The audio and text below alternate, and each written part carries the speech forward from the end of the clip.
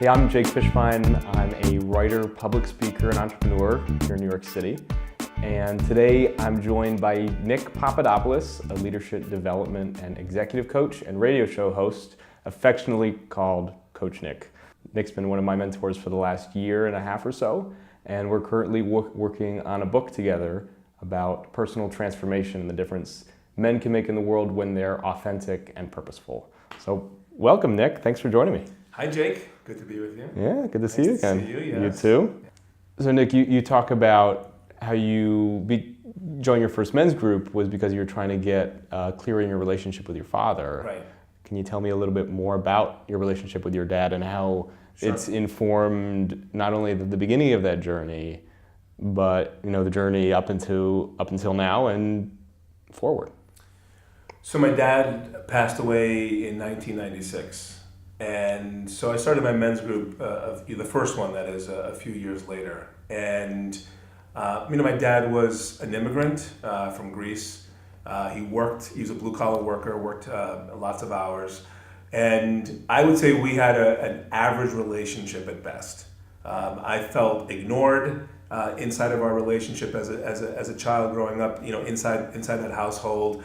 I was the guy who had the female as the best friend, which is fine. And at the same time, I started to really notice, well, why are there so many female friends around me, right? Why am I more comfortable being vulnerable and being trusting and being open with women versus men? And so that started this exploration. I definitely also found myself being angry at my father, after he passed away. Again, lots of unresolved conversations. And so I was seeing a therapist at the time, and he was sharing with me, actually the woman I was dating was, this is a little unique, but so my therapist, his wife was seeing the woman that I was dating. Okay. Makes sense? Yeah. And my then girlfriend, she was part of a women's group that they started. And I said to my therapist, I said, I really want to start a men's group because I really want to understand better as to why I get triggered by men, why I'm even scared of men, why am I fearful to be intimate and honest in my relationships with men. And what I've discovered is it's a much bigger game than myself, and I think that's what's always turned me on, is that when I got connected to the fact that there's a much bigger purpose here, which is, again, for men to redefine who they are. You were in sales for a very long time, and personal development and coaching is a little bit different than sales. Right. So can you tell me a little bit about your transformation and going from that role to what you're doing today? Sure. You're right. I started my career in sales, and then that evolved into sales management and then sales leadership. And at one point, I became a vice president of sales. During that process, during that journey, I started to realize how much I enjoyed, how much I loved, how much I was passionate around mentoring people, developing people, inspiring teams. Lo and behold, I met a coach an executive coach, when coaching was completely under the radar. It was almost like Underground Railroad, radical. When my last company got acquired and I found myself on the street, a company that I knew asked me to come in and do a 2-hour presentation, and everything that could go right went right. And the CEO walked up to me after the meeting and said, "Can you do this actually for an entire day once a month, and will you coach 6 of my people?" And so there I was, shoot, I've got a business, I guess. I went to NYU, I was a history major, and I had started in the teacher certification program. It's interesting how when you have a desire, in this case to teach, that it's important to get less connected to how it happens, right, or what exactly it's going to look like, and rather to get connected to the emotion, the experience, the energy, what it is that you, or in this case me, got turned on by teaching people. And so I am a teacher now. I mean, it's funny because that's how we met. We met totally coincidentally. Right. That I was doing a leadership program that you had once been a part of. Yes. And been recommended to the coaching agency you're working with. Yes. And happened to give them a call, and you were the one that called me back. Right. And our coaching, if you recall, started with you wanting to make a career change. And the fun started because you then started to explore different options. right. And I think what you did really well was being open to what's possible, getting connected and clear around what are the things, what are the elements, what are the components that are important, rather than what's the name for it. Yeah. This notion of you're perfect where you are also takes any judgment out of the equation. It takes any comparison out of the equation, right? What are the Joneses doing? What are my friends doing? I should be or shouldn't be doing that because you're perfect where you are. And as you said, now what? Now what? I can make that lead into my next question, which is around higher purpose. Okay. I know you have a very unique higher purpose. Right. And love for you to talk a little bit more about how you embody that higher purpose and really, where it leads for you and how you trust yourself within that higher purpose to make a difference in the world. Yeah, higher purpose, some folks call it a higher purpose. We call it that. Right. We each have an individual higher purpose we've developed. The men's group that we belong to has a higher purpose.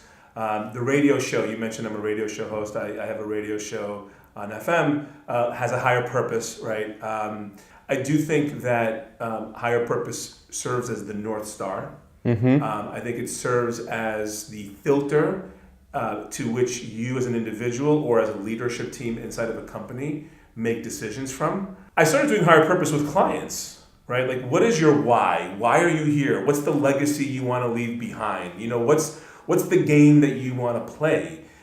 Because then everything else fits inside of it, right? The higher purpose is the context. Right. My higher purpose is to awaken humanity so people leave their individual mark. People get to leave their mark while also getting connected to something much, much larger than themselves. What's your higher purpose? My higher purpose... Because I actually love yours. Oh, thank you. It took me a while to land it. My higher purpose is to ignite in others a passion for discovery and deeper understanding of themselves and the world. I love that.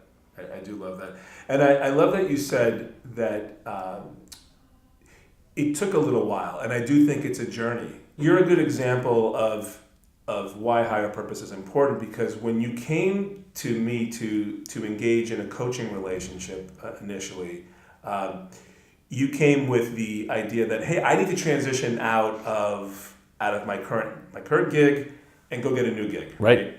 And so you were very much in what I would call involved in the doing, very much involved in the content. Yes. And often the trap there is that we're just going from one thing to another, in essence, without ever thinking about, well, what really is important to me? What really lights me up? What really unleashes my soul?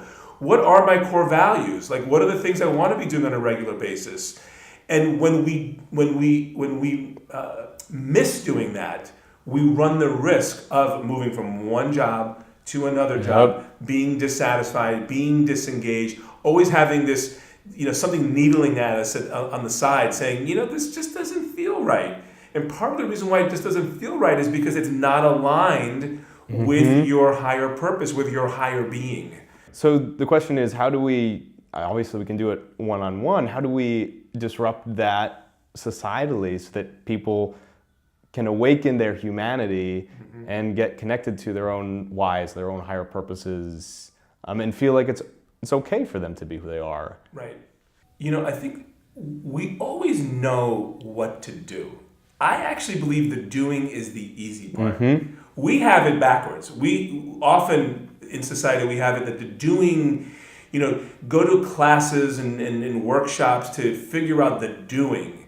And instead what I believe people should or get to spend time on is, okay, what's important to you, right? What lights you up? What unleashes you? What are the things that you're drawn to? What are the things that you talk about, right? Yeah. And I do think it evolves over time. I think that's part of being a human being, is that you're constantly moving from point A to point B and being okay with and trusting that you're perfect exactly where you are. And so I do think it starts with, who are you being? Once you get connected to intention and higher purpose and what's important, I really believe literally the doing happens naturally. In fact, it happens as an extension of getting connected to that intention or that higher purpose. Should we talk about the book? We're here. Segue into the book? Yeah, it's become a very big part of our relationship. We had a coaching relationship. You then joined the men's group that I'd started, and now we're collaborating on this novel. Yes. The novel, as you mentioned, is around personal development, personal transformation, personal exploration, enlightenment, and it is focused on men with the purpose for men to continue to redefine who we are, because I do believe that right now, in this climate that we're in today, I do believe that the world is a demand for something different, and I do believe that men have a responsibility to be different inside of it. So I'm going to put you on the spot. Okay. What does it mean for you to be a man? One of the ways that I would answer the question, and we've had this discussion, is I think a man is a combination of Clark Kent and Superman, right? Which it's the same person, showing up in many ways, right? Clark Kent is clumsy and intelligent and geeky and shy, right? And vulnerable. And Superman is strong and powerful and makes you feel safe. Also vulnerable as well. Men are most powerful when they are vulnerable, because I believe one of the most risk-taking things a human being can do, especially for a man, is to be vulnerable.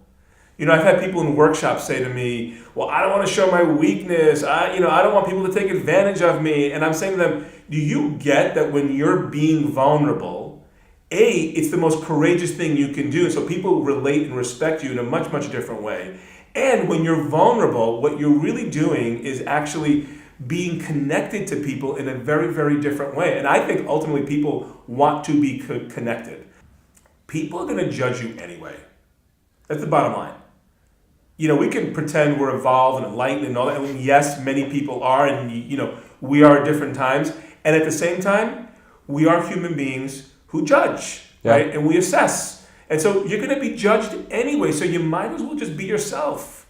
You might as well just be true to yourself. Be true to your higher purpose. Be true to your personal core values. I mean, life is messy. Relationships are messy. The world is messy. I mean, look at the world we live in. It's messy. Trusting is part of vulnerability. Trusting that you are enough, I'm enough, you're enough, the world is enough, that we're going to navigate through this process. We have all these ideas in here, and in each moment, like you're saying, we get to choose, does this continue? Another way that's saying, what's next for you and what's next for humanity? That's a big question. I like big questions. You do like big questions. I believe the opportunity is for people to get connected to the fact that they're actually a part of something much, much bigger than themselves, right? That the world is much, much bigger than they are. What's next for me is to disrupt this thing called what's in it for me. To disrupt that I'm only concerned about my interest, my self-interest. How is that decision around education, around food, around environment, around economics, or around race, how is that impacting me? And instead change the conversation so that people are looking outward, and that what they're looking at is, how does it impact the entire globe, literally and figuratively, right? And so for me, what's next is changing the conversation from what's in it for me to what's in it for the world. Because when you're in it for what's in it for the world, you're included inside of that. Yeah. And that's the conversation I want people to get connected to. I think it's fair to say that most of us want the same things. We all want the same things. We want respect, we want love, we want connection, we want fulfillment, we want to have wealth, we want to be able to pursue our interests and our goals and our dreams, right? We all want the same things. So let's create that game. Let's all come together, find a way to focus on our similarities, which is all the things I just mentioned that we all want. Well, thanks a bunch, Nick. This was fun. I love being with you. Love being with you too. Thank you.